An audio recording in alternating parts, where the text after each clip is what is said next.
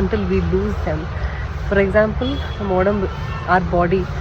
So until you fall into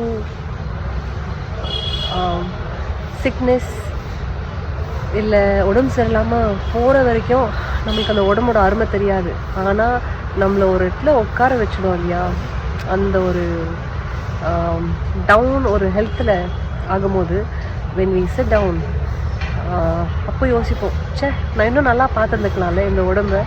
so ஒன்றே ஒன்று தான், நம்ம அழுதாலோ சிரித்தாலோ கஷ்டப்பட்டாலோ லோ மூட்ஸில் இருந்தாலும் நமக்கு உடம்பு சரியில்லைனாலும் எல்லாத்துக்குமே ஒரே ஒருத்தர் தான் ஹெல்ப் பண்ண போகிறாங்க. சிரிக்கிறது அழுகிறதுல கூட அது என்னன்னா இந்த உடம்பு.